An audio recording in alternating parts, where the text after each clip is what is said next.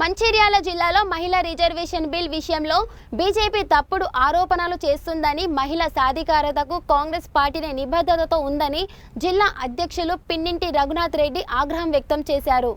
రామకృష్ణాపూర్ కార్యాలయంలో నిర్వహించిన విలేకరుల సమావేశంలో ఆయన మాట్లాడుతూ 2008లో కాంగ్రెస్ హయాంలోనే బిల్లు రాజ్యసభలో ఆమోదం పొందిందని గుర్తు చేశారు.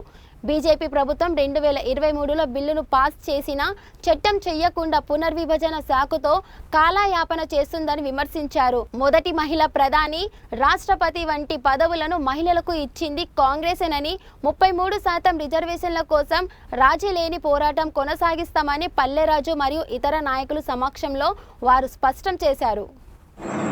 గత 3 రోజుల క్రితం బీజేపీ ప్రభుత్వం పార్లమెంట్లో మహిళలకు 33% రిజర్వేషన్ డీలిమిటేషన్ బిల్లులు పెడితే 2/3 మెజార్టీ లేక వీగిపోయినటువంటి ఒక సంగతి మనందరికీ తెలిసిందే.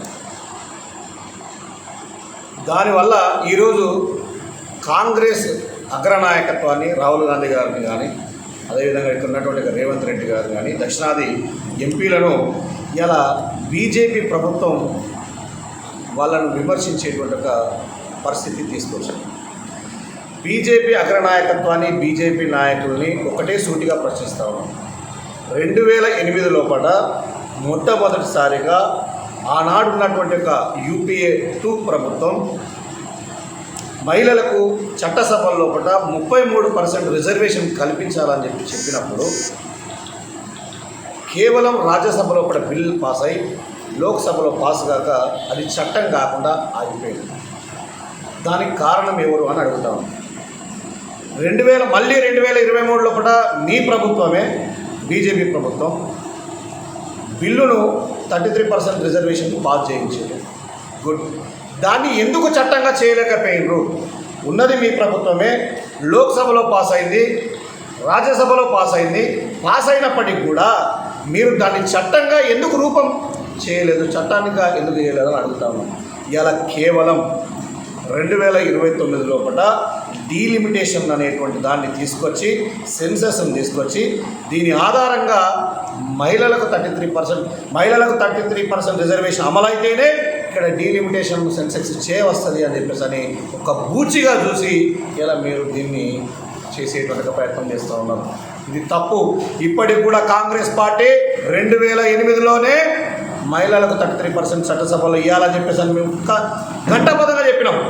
కానీ మీరు కేవలం ఇవాళ డీలిమిటేషన్ వల్ల ఉత్తరాది రాష్ట్రాలు ఏవైతే ఉన్నాయో ఆ రాష్ట్రాలకు ఎంపీ సీట్లు ఎక్కువ వస్తాయి, దక్షిణాది రాష్ట్రాలకు నష్టం జరుగుతుంది.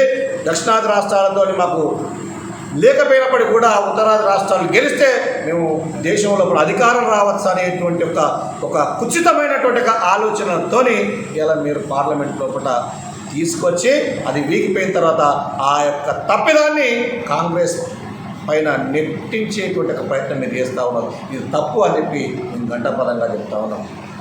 ఇలా మీరు ఇచ్చినటువంటి యొక్క ఏదైతే 33% రిజర్వేషన్ బిల్లు ఉందో దాంట్లో ఇలా మెజార్టీ సభ్యులైనటువంటి ఓబీసీ మహిళలకు ఎక్కడ రిజర్వేషన్ కేటాయించలేదు.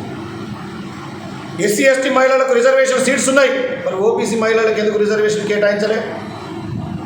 అంటే మీరు ఏం పొందుపరిచారు అంటే ఇది కేవలము మీరు మీ యొక్క రాజకీయ ఎత్తుగడ తప్పితే వేరొకటి లేదనేటువంటి విషయాన్ని ఇక్కడ స్పష్టంగా తెలియజేస్తా ఉన్నాం.